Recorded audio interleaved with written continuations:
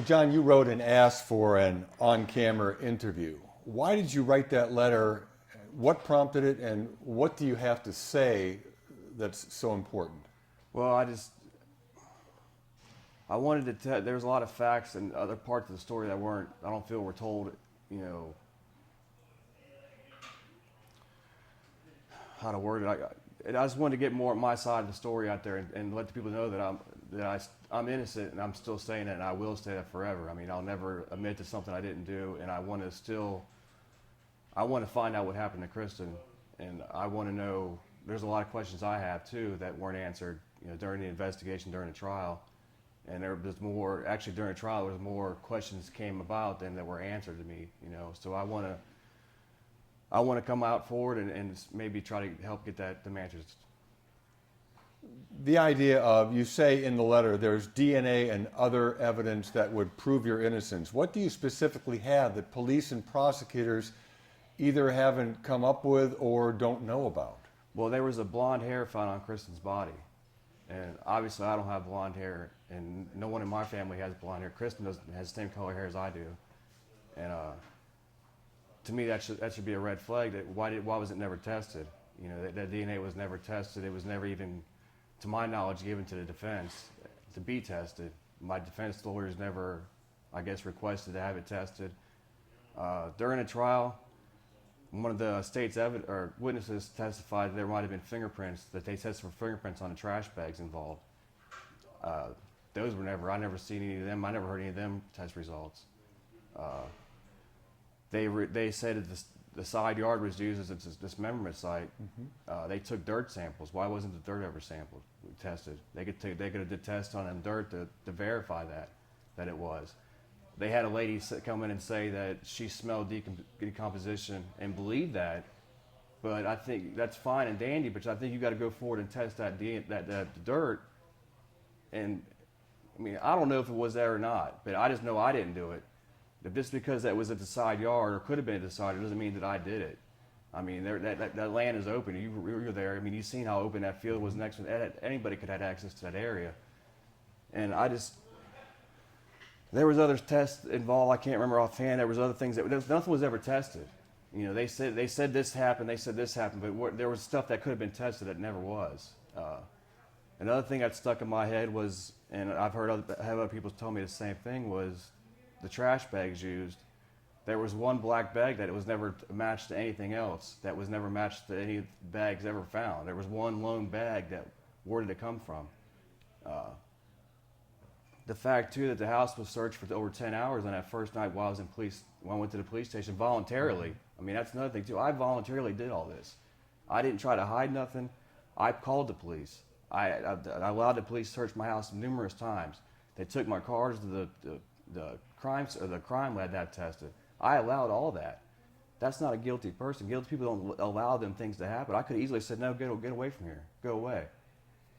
But on that morning of August 15th, it took you 8 hours to call 911. It was only when one of her sisters forced you to call you did. No one forced me to call anybody, and I didn't wait 8 hours. She was supposedly went to her aunt for the shopping for a bridal shower. I didn't know she was missing. I didn't know she was missing until I seen the text messages on her phone. She left her phone constantly. Everybody made a big deal about her leaving her phone. Her phone was left all the time. You could ask coworkers. She was constantly leaving at work. She'd come home from work and realize her phone was back at work. I mean, it wasn't a rare thing for her to, set her phone down and forget it. And when I seen her phone there, I thought, well, she forgot her phone. She'll come back and get it. And then after the meeting, the girls went out. We made a lot of runs. We drove around, went to the park and stuff. And then when I come back, and that's when I realized, wait a second, something's wrong. And that's when I called her aunt, the one that she was supposedly with, and she said, I haven't seen Kristen all day. That's when I said, okay, I need to call 911.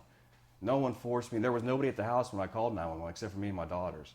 It wasn't like they were at my house, call. I was there by myself with the daughters, and that's when I called. No one forced me to do anything.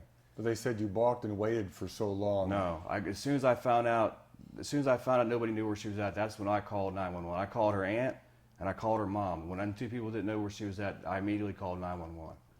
The idea in your letter, you talk about this DNA, you believe this evidence, as you had in the PS, could solve other unsolved cases with missing, murdered women. What cases? How? Are you involved in something else? No, not at all. I'm just saying that what's the odds of the person responsible of this his first time or last time? It was a brutal crime. Whatever it was that happened, that's another thing. No one knows what happened. They just know that she died, and here I am in prison.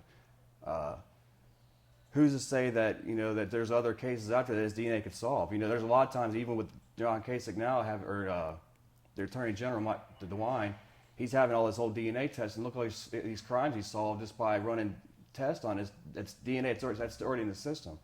Maybe this is maybe this could help somebody else too. It just needs to be tested. I mean, I want to be proven my innocence, but I want to find who's responsible.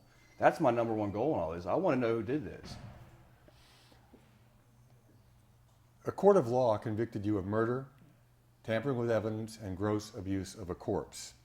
And your statements here today would seem to fly in the face of that verdict and that legal legal system impact.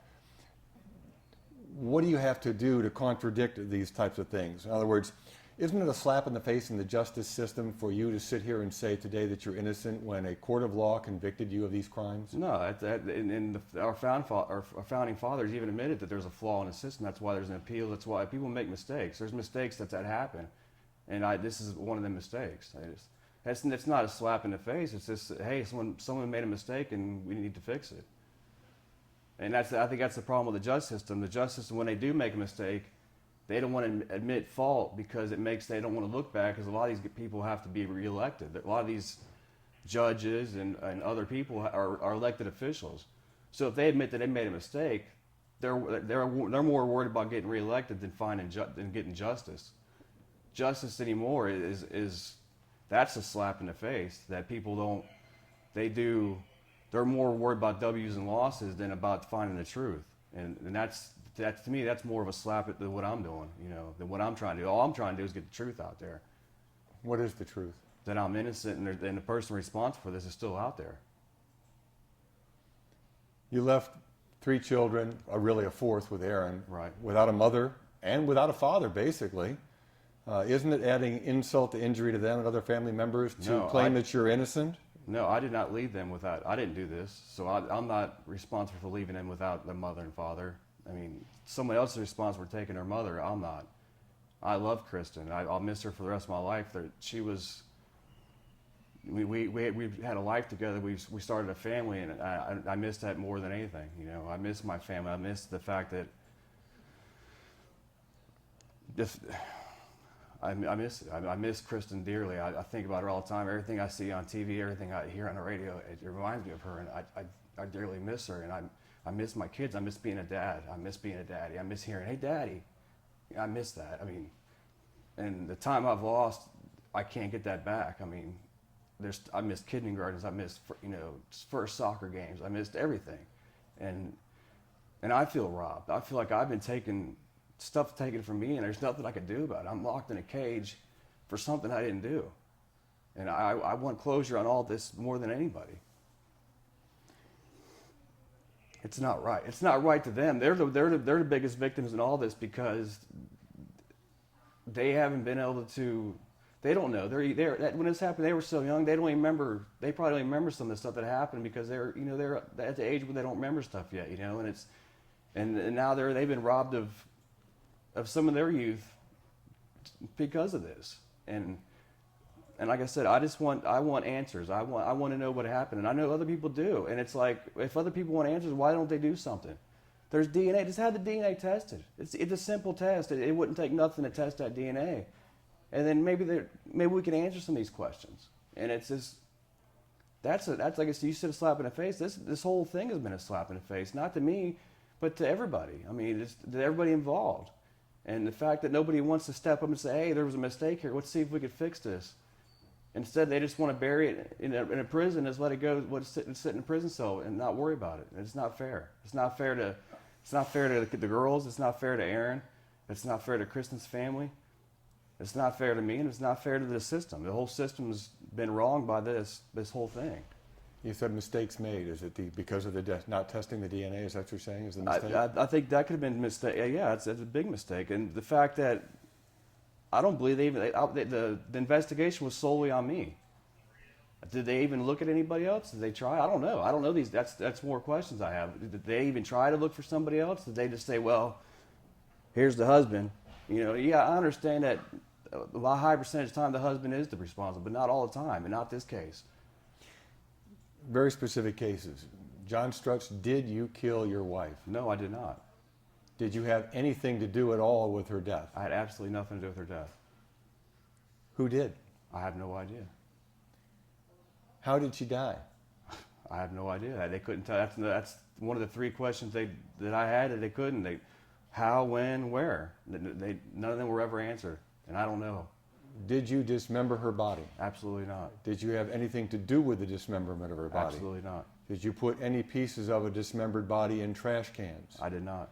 Did you put any pieces of dismembered body in plastic bags and dump them in a dumpster? Absolutely not. Do you know where the rest of her remains are? I wish I did. I do not. Because that's the biggest question that everybody I talked to before coming up here wants to know. Right. What happened to the remains? The head and the legs, the torso is the only thing ever recovered. I have no idea. I want to know them. I want to know them answers too. If you look at all the police testimony, if you look at everything else, it would indicate that the girls were at the house. If you killed her, the girls were at the house when this happened. The girls were with you when you ran those errands, when you bought the bleach, when you bought these plastic bags. How do you basically dismiss those kind of circumstantial things? I don't try to dismiss. I explain the best way I can what happened, and I did that multiple times, and I even took the stand and did that. Right.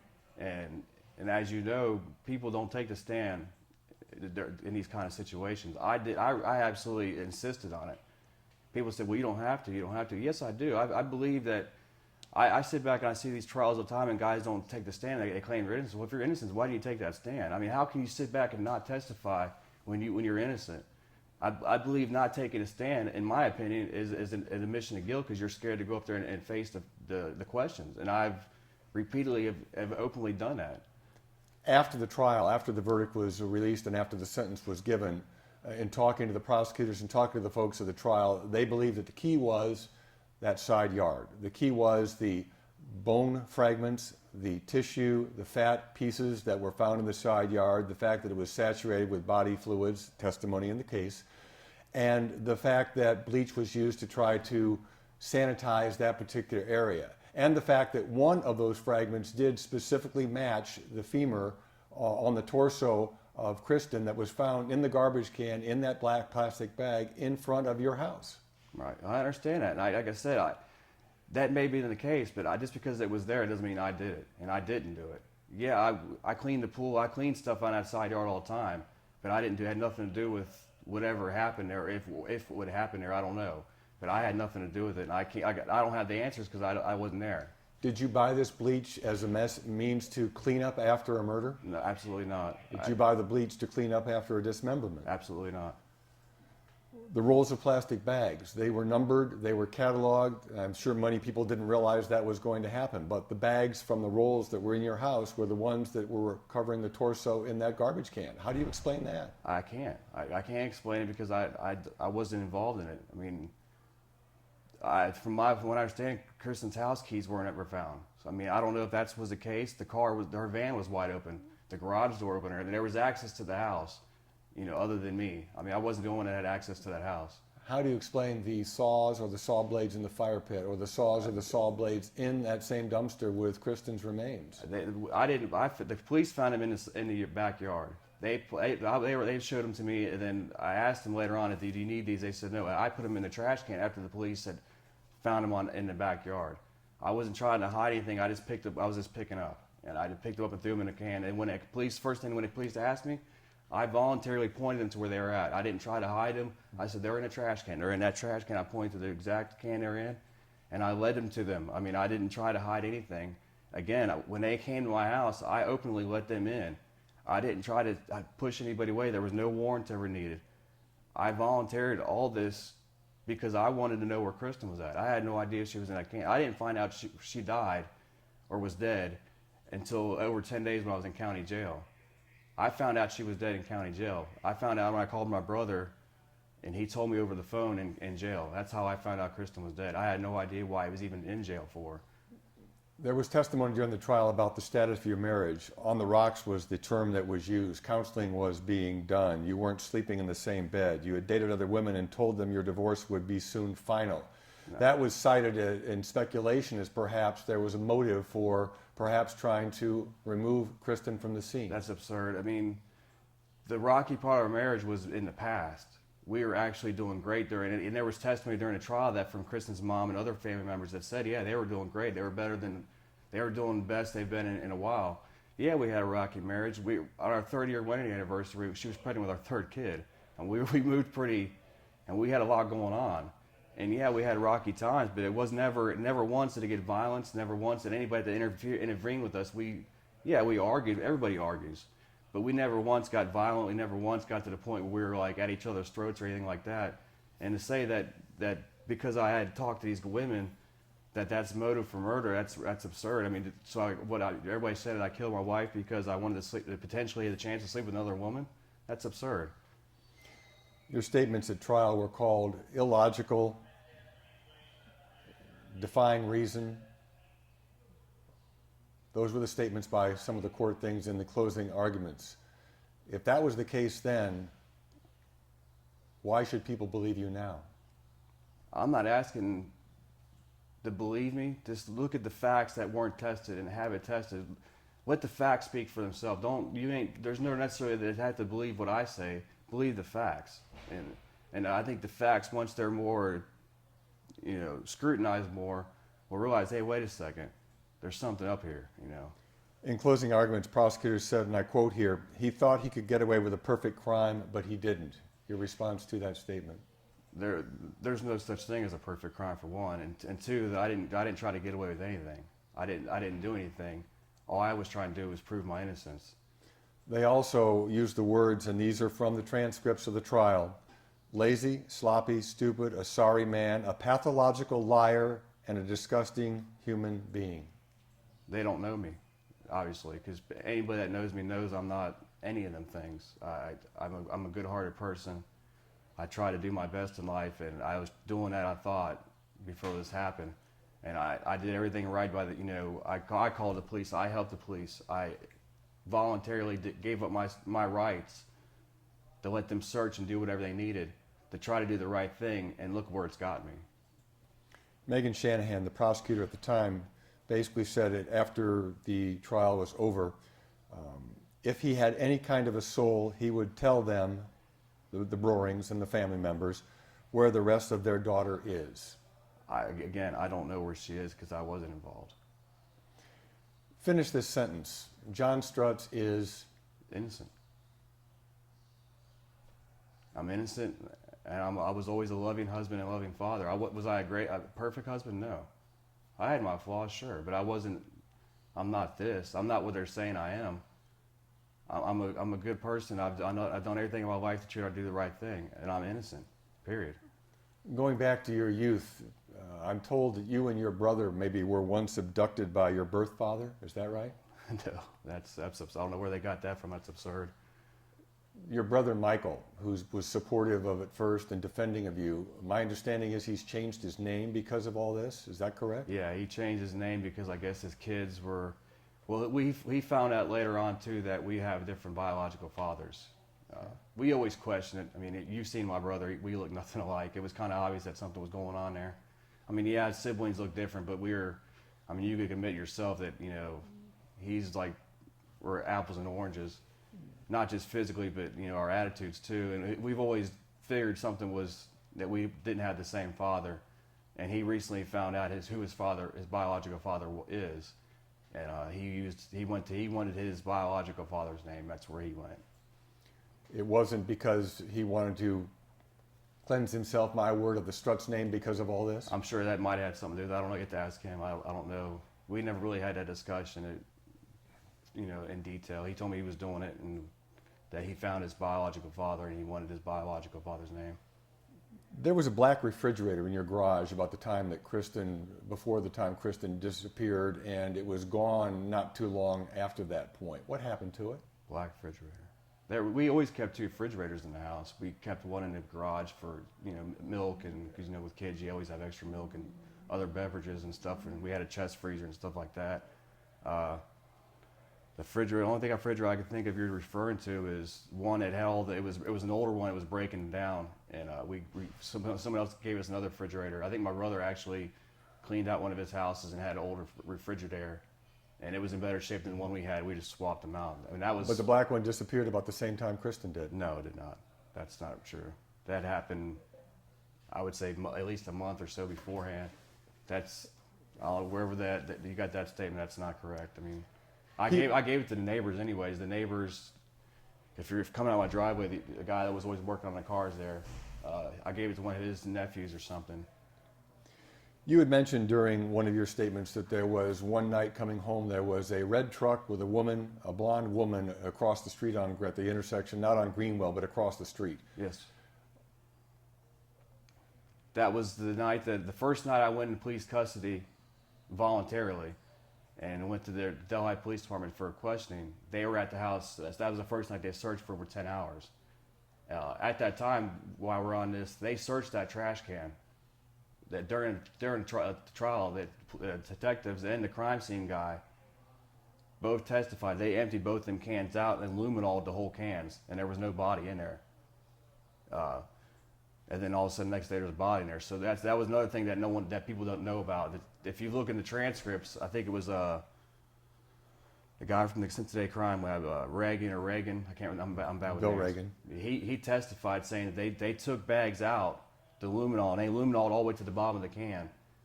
And there was no black bags in there, and there was no body parts in there at the time. But they didn't illuminate underneath or the bottoms of the trash cans, as I recall. From They got all the way. If I recall right, they actually got to they seen the bottom of the can. They didn't empty it completely, but they got enough to where they could see the bottom of the can. And if there was a body part in there, I think they would have noticed that. I mean, but if they go back to the red truck, that night when they brought me back, it was like 2 or 3 in the morning when they brought me back to the house.